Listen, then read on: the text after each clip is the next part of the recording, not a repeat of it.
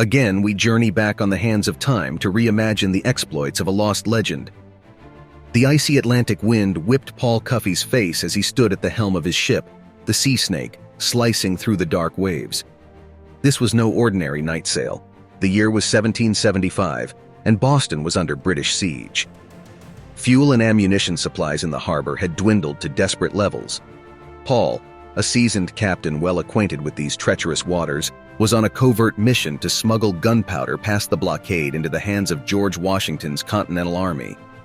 If he failed, the hopes for American independence could be snuffed out. Paul was no stranger to danger. Born to a freed African slave and Native American mother on the rugged Cuttyhunk Island, he had spent his youth listening to fireside stories of defiance in the face of oppression. When Paul was 16, his thirst for adventure could no longer be contained. He jumped aboard a Nantucket whaling ship, determined to master the ways of the sea. Now at the age of 33, Paul drew on every ounce of his nautical skills as he sailed straight towards a trio of British warships guarding the harbor. He barked orders to his crew to douse all lights. They would be relying on the darkness of the moonless night and Paul's familiarity with the local waters to avoid detection. Paul's heart pounded like war drums as they slipped past the first warship. Hugging the coastline, they stealthily glided through the narrow Hull Gut Channel towards Boston Harbor. But as the lights of Boston peered over the horizon, alarm shot through Paul's veins. The unmistakable silhouette of a British frigate emerged through the darkness, blocking their path. "Quick, lads!" yelled Paul. "About ship! We'll circumnavigate the harbor and approach the Charles River from the west." The Sea Snake lurched into a sharp turn, cutting through white-crested waves away from the patrolling British ship.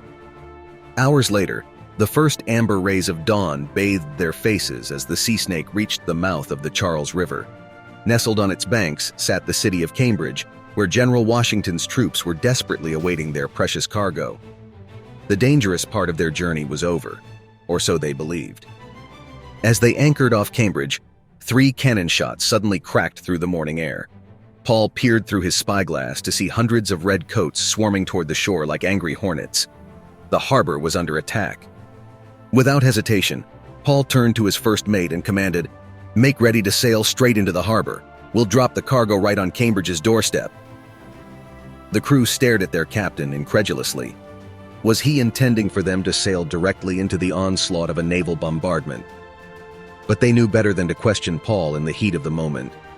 The fearless crew loaded cannonballs into their guns and released the sails, riding the intense harbor winds straight toward the warring ships. Cannon fire and smoke filled the air as they braced for battle. Just as they came within firing range, Paul noticed scores of British longboats packed with soldiers closing in on Cambridge to storm its defenses. In a split second, Paul came to a tactically brilliant decision. Rather than attacking the warships, he would stop the siege before it began. As the longboats approached, Paul maneuvered the Sea Snake directly into their path, its towering masts and billowing sails acting as a barricade across the Charles River.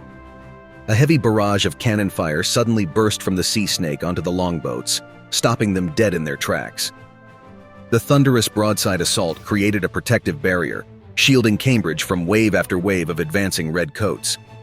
From the Cambridge shore, General Washington observed in awe as this majestic ship, commanded by none other than the legendary Captain Paul Cuffe, saved the city from capture that fateful day. Its heroic standoff in the Charles River would become a legendary display of bravery retold for centuries, but Paul wasn't done yet. In the ensuing chaos, he saw an opportunity to deliver the precious gunpowder straight to Washington himself. Under heavy fire, Paul and his crew loaded barrels of gunpowder into rowboats. They furiously paddled towards shore, dodging cannonballs crashing into the water around them. With one final mighty heave, they launched the barrels onto the safety of Cambridge's shore.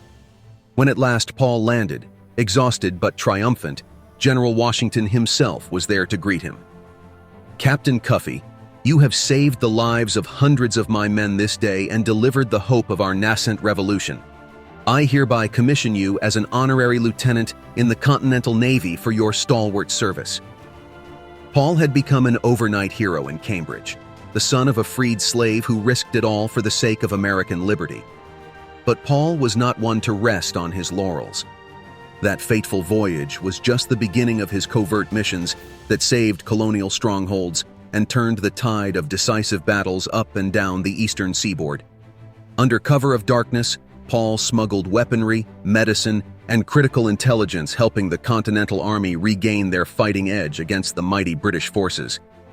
His amphibious raids struck terror into the hearts of British commanders, who regarded him as a pirate, earning him the nickname the Sea Snake of the Revolution.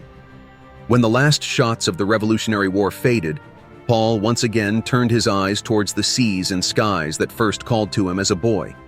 He leveraged his wartime heroics and connection with Washington into lucrative international shipping ventures, transporting goods from New England to far-flung ports in Europe, the Caribbean, and Africa. Within years, the captain who smuggled contraband under moonlit skies built the largest shipping empire in Massachusetts, manned by an integrated crew of native Africans, Indians, and whites who regarded each other as equals. Word of the profitable voyages and rumors of Captain Cuffe's eccentric crew reached investors near and far. Expanding his fleet to over 30 ships, Cuffe became one of early America's first self-made millionaires. Seeking new horizons, Paul took particular interest in trade with West Africa.